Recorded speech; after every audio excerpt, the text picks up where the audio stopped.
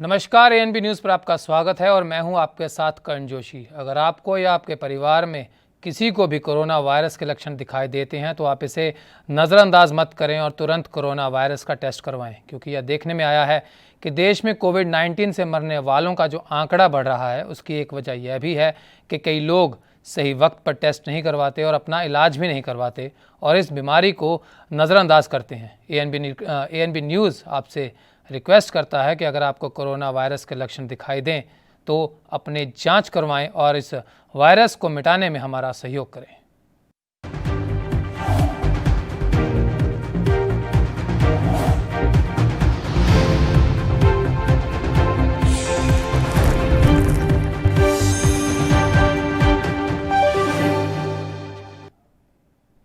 तो बुलेटिन की शुरुआत करेंगे इस समय की बड़ी खबर के साथ, जो सुशांत सिंह राजपूत की मौत के मामले के साथ जुड़ी हुई है। आज रिया चक्रवर्ती का ईडी के सामने पेश होने के आसार लगाए जा रहे हैं। सुप्रीम कोर्ट में सुनवाई होने तक पेशी टालने की अपील भी की गई है रिया चक्रवर्ती के वकील की तरफ से। तो वहीं सुशांत के पूर्व मैनेजर से भी हो सकती है पूछताछ। इस वक्त की बड़ी खबर आपको बता दें कि इस केस में सीबीआई ने 6 लोगों के खिलाफ एफआईआर दर्ज की है। तो वहीं बीएमसी ने दूसरी ओर पटना के एसपी विनय तिवारी को क्वारंटाइन से छोड़ दिया है। सुशांत केस की जांच करने आईपीएस विनय तिवारी मुंबई गए थे, जहां उन्हें ज़बरदस्ती क्वारंटीन किया गया था और इसके बाद दोनों राज्य की सरकारों में काफ़ी खींचतान देखने को मिली थी। इस की बड़ी खबर दर्शकों को बता दें, बॉलीवुड एक्टर सुशांत सिंह राजपूत की जो मौत का मामला है वह लगातार उलझता जा रहा है। एक के बाद एक परतें सामने आ रही हैं। तो वहीं रिया चक्रवर्ती और उसके परिवार के खिलाफ भी मामले दर्ज किए जा चुके हैं और ईडी रिया चक्रवर्ती से पूछताछ करने की कोशिश में है और रिया चक्रवर्ती की तरफ से अभी कोई आधिकारिक बयान सामने नहीं आया कि आगे का रिया चक्रवर्ती का कदम क्या होगा। तो वहीं रिया के वकील का कहना है कि यह जो कदम उठाया गया है वह पूरी तरह से गैर संवैधानिक है। सत्यप्रकाश सोनी हमारे साथ मुंबई से संवाददाता फोन लाइन पर जुड़ चुके हैं। सत्यप्रकाश, बहुत बहुत स्वागत है आपका एएनबी न्यूज पर। जी। सत्यप्रकाश, क्या है ताजा अपडेट? मामला बहुत उलझ गया।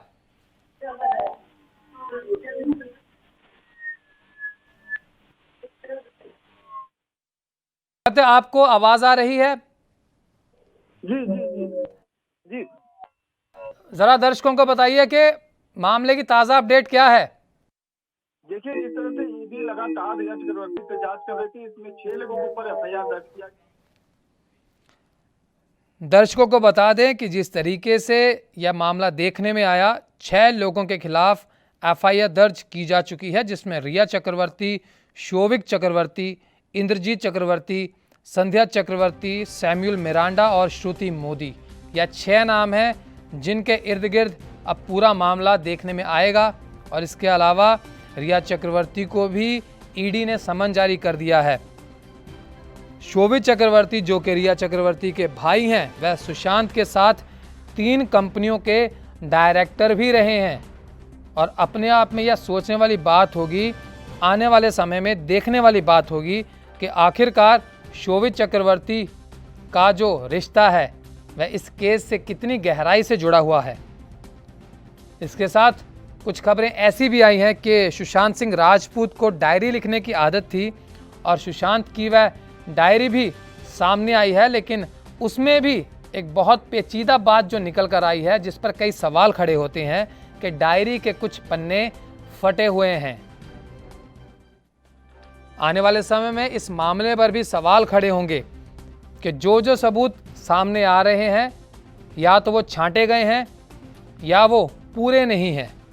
तो आखिरकार इस केस को कैसे सुलझाया जाए, यह बहुत बड़ा सवाल बनता जा रहा है। बिहार पुलिस वापस जा चुकी है क्योंकि जांच जो है वो सीबीआई के पास चली गई है। मुरारी सिंह विशेष संवाददाता हमारे साथ फोन लाइन पर जुड़ चुके हैं। मुरारी, बहुत बहुत स्वागत है आपका एएनबी न्यूज पर। जी मुरारी, आपसे मैं ताज़ा अपडेट लेनी चाहूँगा, क्या है पूरे हालात अभी सुशांत के मामले को लेकर?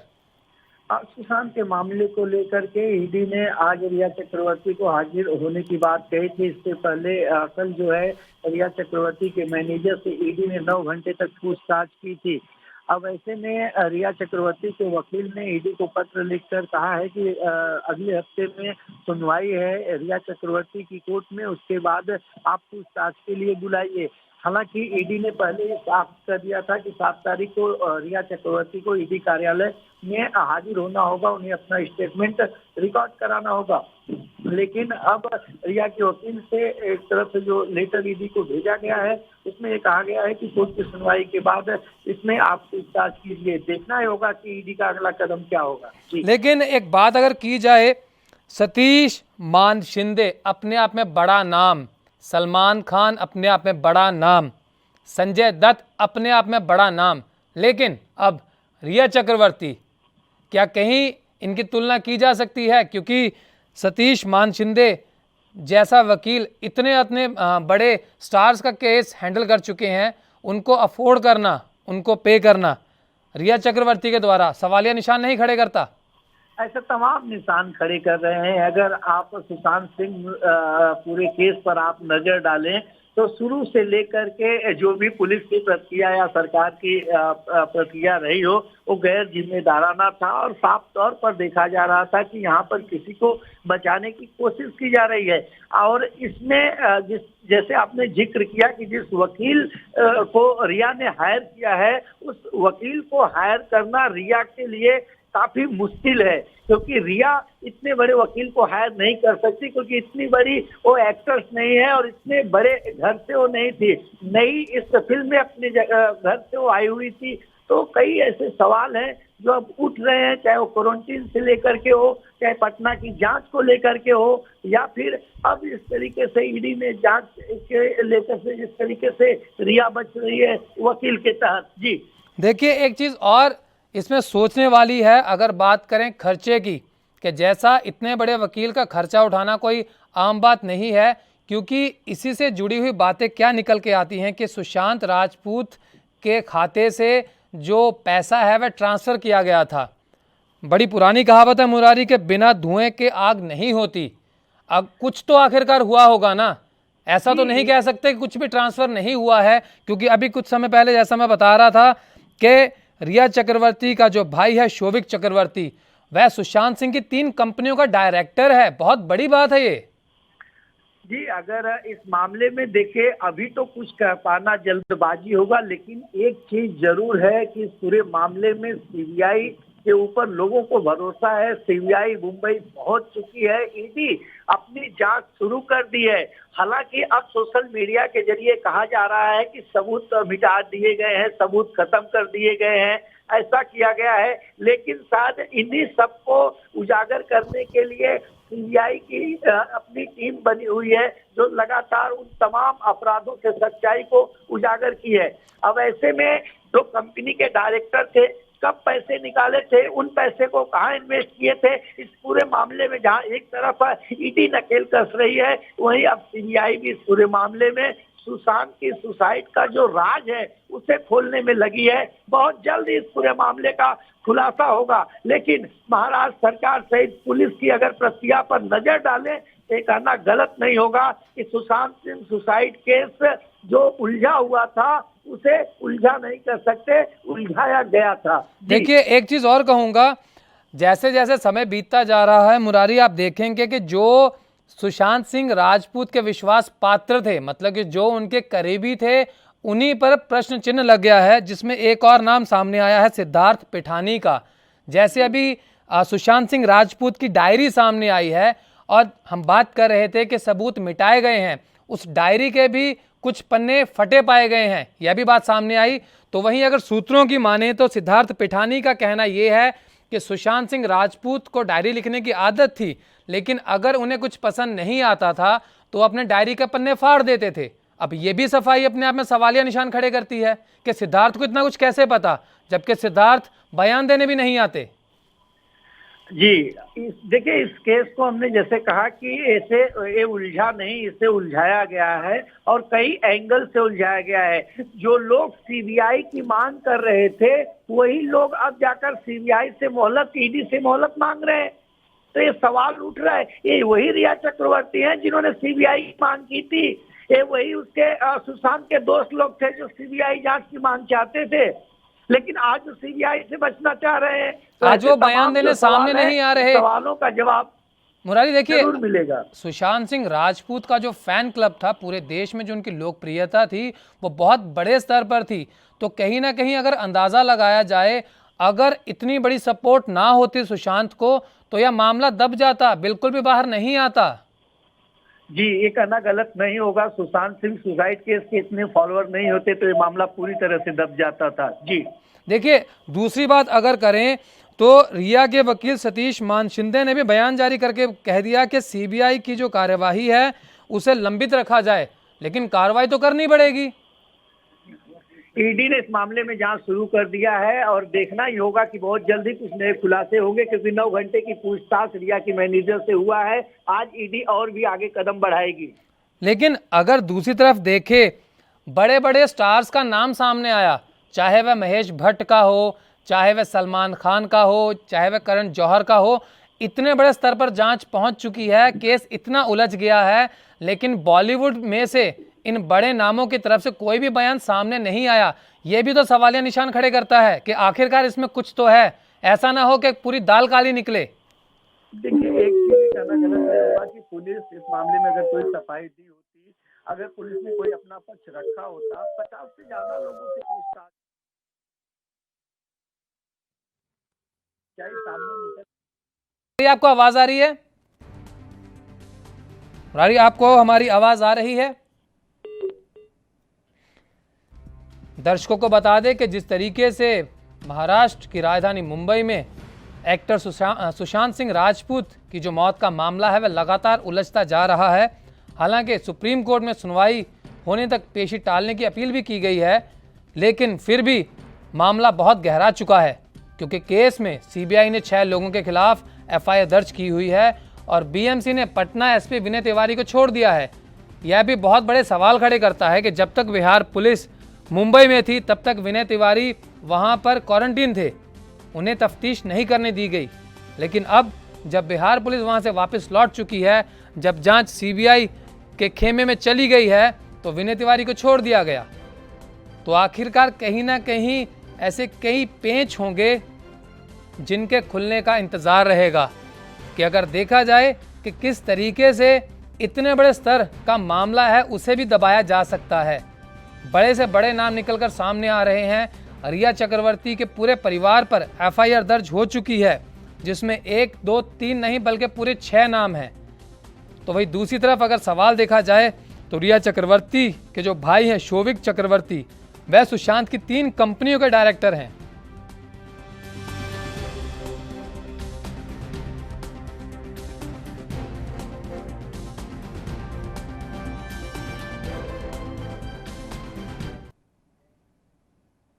तो वहीं दूसरी खबर भी लेंगे मुंबई से, जहां मुंबई में पूरे हफ्ते बारिश का अलर्ट जारी कर दिया गया है। निचले इलाकों में पानी भर चुका है और लोगों की मुश्किलें बढ़ गई हैं।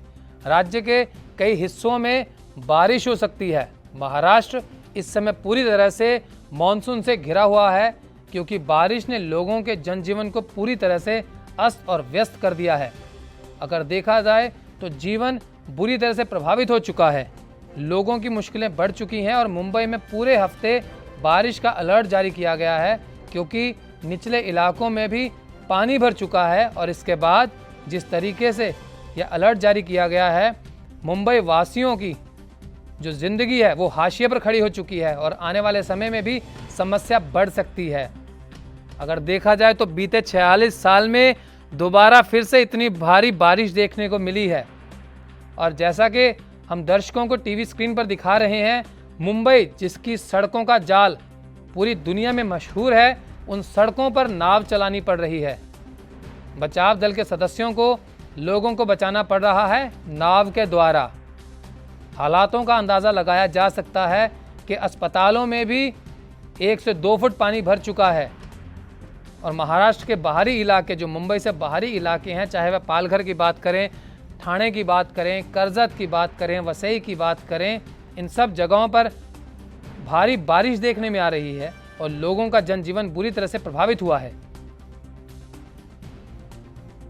हालांकि मॉनसून ने पूरे देश में आतंक मचाया हुआ है। कुछ एक राज्यों को छोड़कर बाकी सभी राज्य इस समय मॉनसून से प्रभावित हैं, लेकिन सबसे बुरे हालात अगर देखा जाए आसाम, बिहार और महाराष्ट्र में है। लेकिन अभी हम बात कर रहे हैं महाराष्ट्र की, जहां महाराष्ट्र की राजधानी मुंबई में पूरे हफ्ते भारी बारिश के संकेत बताए गए हैं और इसी को लेकर हाई अलर्ट भी जारी कर दिया गया है, क्योंकि परेशानी बन चुका है निचले इलाकों में भरा पानी। इसीलिए आने वाले समय में पूरी कोशिश की जा रही है कि लोगों को सुरक्षित स्थानों तक पहुंचाया जाए, क्योंकि बीते दिनों में ऐसी भी खबरें सामने आ चुकी हैं जहां बिल्डिंगें गिर गईं बारिश के कारण।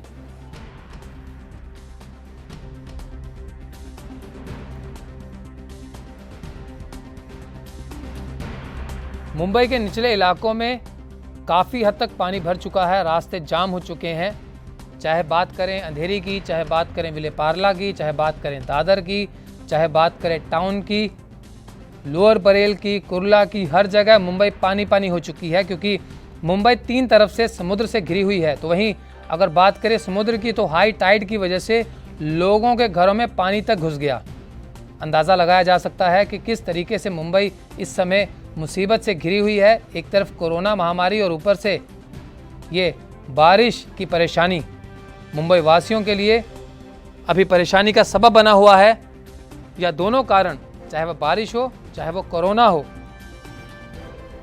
हालातों से निपटना बहुत मुश्किल होता जा रहा है प्रशासन के लिए, कि वह कोरोना को देखें, उसके बढ़ते आंकड़े देखें या ताज़ा समाचार जो है बारिश से जुड़े हुए देखें।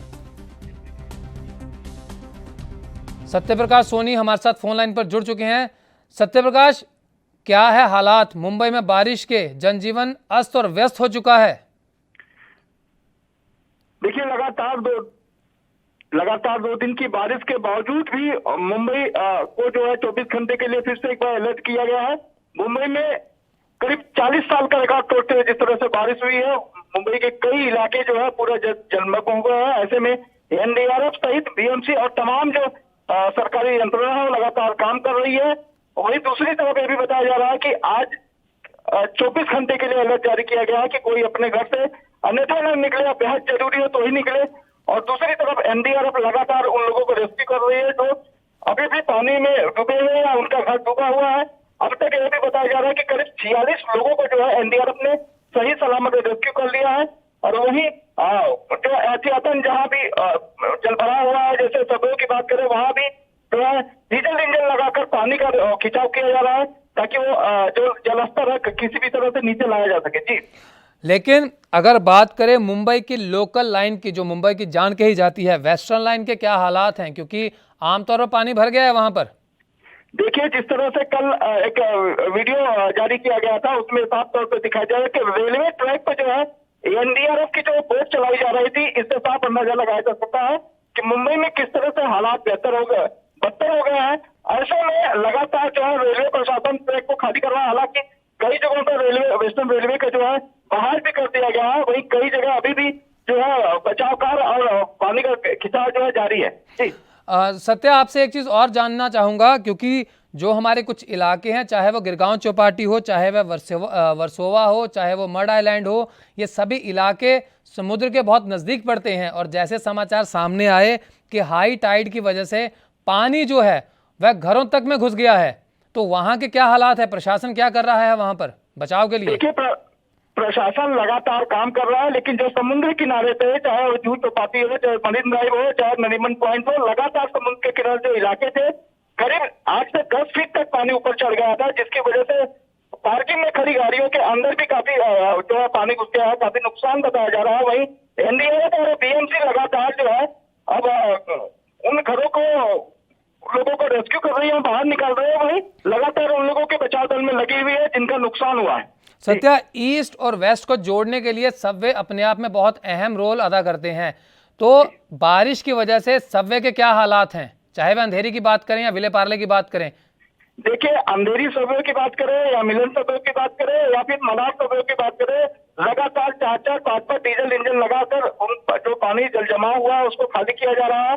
हालांकि बूंदाबांदी बारिश के चलते आज जिस तरह से आज 24 घंटे के लिए अलर्ट जारी किया गया है, लोग एहतियातन बरत रहे हैं कि सबवे से न गुजरा जाए या न जाया जाए, क्योंकि पिछली बार भी जब एक बार बारिश हुई थी, इसमें 2-3 लोग सबवे में कार में डूबकर मरने की घटना थी। उससे लेकर प्रशासन बिल्कुल मुस्तैद है। जी देखिए सोनी, एक चीज़ और है यहाँ पर सोचने वाली, हालांकि लोकल ट्रेन तो बंद हो चुकी है, चाहे वह कोरोना का मामला हो या भारी बारिश का, लेकिन जो आमतौर पर प्रशासन ने बेस्ट की बसेस के लिए क्या अरेंजमेंट किए हैं, क्या इंतजाम किए हैं? क्या बेस्ट की बसेस अभी भी चल रही हैं? नहीं, जिस रूट पे जलभराव नहीं है वहां सिर्फ बसों का जो है आवागमन चालू किया गया है। जहाँ पे बेस्ट बसों की सेवाएं नहीं दी जा पा रही है, जहाँ पे जलभराव ज्यादा है वहाँ पे बेस्ट बसों की सेवाएं नहीं दी जा रही, बाकी लोकल सेवाओं से काम निकाला जा रहा है। ऐसे में कहा जा रहा है कि 10 से 12 घंटे के बाद जो है लगभग मुंबई के कई इलाकों में बेस्ट बस की को जो है बहाल कर दिया जाएगा। अच्छा, अगर बात करें वेस्टर्न लाइन को छोड़ के हार्बर लाइन की तरफ, जहां करजत का रूट आता है, वहां पर क्या हालात हैं? सुनने में आया कि वहां पर बारिश बहुत बड़े स्तर पर हो रही है और लोगों के घरों में, पालघर में तो पानी नदी की तरह घुसा हुआ है। देखिए, हार्बर लाइन की बात करें तो हार्बर लाइन बिल्कुल निचला इलाका माना जाता है, वहाँ सबसे ज्यादा जलभराव होता है। मीठी नदी का स्तर भी वही सबसे ज्यादा होता है, इस वजह से जलभराव होता है, जिसकी वजह से जो वेस्टर्न हार्बर लाइन की जो रेलवे ट्रैक है उससे अक्सर काफी देर तक पानी जमा रहता है, जिस वजह से रेलवे तो प्रभावित है, लेकिन युद्ध स्तर पर जो इस पर काम किया जा रहा है। सत्या, ANB न्यूज़ सभी मुंबई वासियों की और पूरे देशवासियों की सुरक्षा की कामना करता है। आप भी अपना ध्यान रखिए। अपना समय देने के लिए बहुत बहुत धन्यवाद।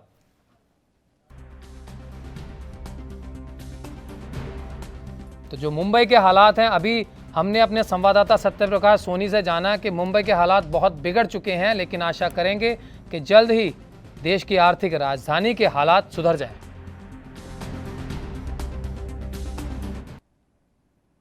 तो वहीं यूपी के झांसी से बड़ी खबर सामने आ रही है, जहां 11 पुलिसकर्मियों पर कार्रवाई की गई है। बिना अवकाश चल रहे थे गैर हाजिर। अपने दर्शकों को बता दें कि मामले में 11 पुलिसकर्मियों को निलंबित कर दिया गया है। 8 साल बाद यह बड़ी कार्रवाई की गई है। इस वक्त की बड़ी खबर एक और है जो दर्शकों को बता दें कि यह सब अधिकारी 8 साल में इन पर कार्रवाई की गई। 11 पुलिसकर्मियों को निलंबित कर दिया गया। 8 साल बाद यह बड़ी कार्रवाई की गई। यूपी से बड़ी खबर आपको अपने दर्शकों को बता दें, यह सभी अधिकारी बिना अवकाश के गैर हाजिर चल रहे थे। यूपी के झांसी से जुड़ी हुई बड़ी खबर दर्शकों को ANB न्यूज़ के माध्यम से बता दें कि 11 पुलिस कर्मियों पर कार्रवाई की गई है। यह सभी कर्मी बिना अवकाश के, बिना छुट्टी के गैर हाजिर चल रहे थे और मामले में 11 पुलिस कर्मियों को निलंबित किया गया है। और यह बड़ी कार्रवाई 8 साल के बाद की गई। अपने आप में बड़ा समय, 8 साल। और ये सभी अधिकारी बिना अवकाश के गैर हाजिर चल रहे थे। झांसी से जुड़ी हुई बड़ी खबर है, जहां 11 पुलिसकर्मियों को निलंबित कर दिया गया है।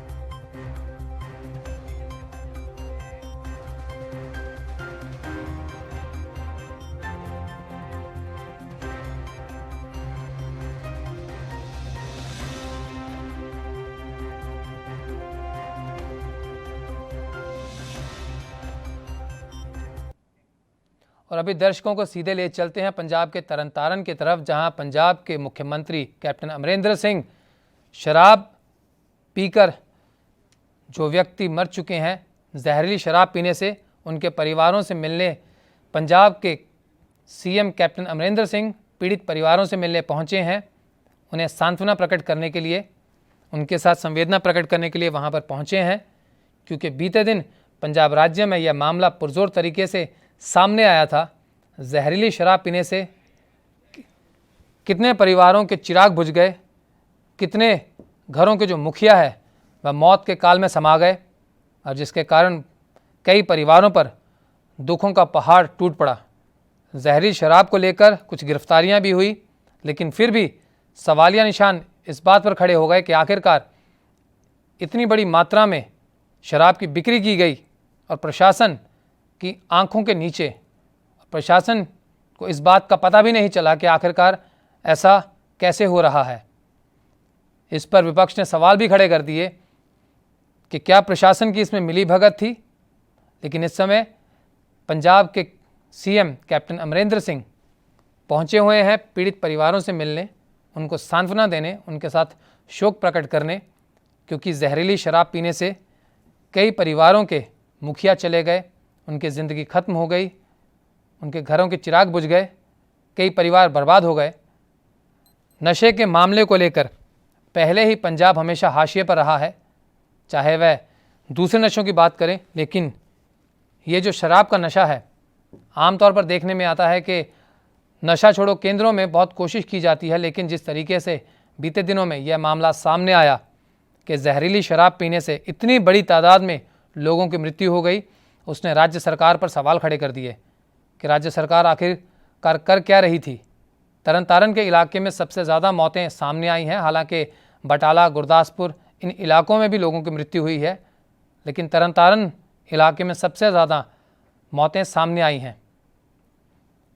और इस समय पंजाब के सीएम कैप्टन अमरिंदर सिंह पीड़ित परिवारों के साथ मुलाकात करने पहुंचे हैं, लेकिन देखने वाली बात होगी कि आने वाले समय में राज्य सरकार इन पीड़ित परिवारों के लिए क्या कदम उठाती है।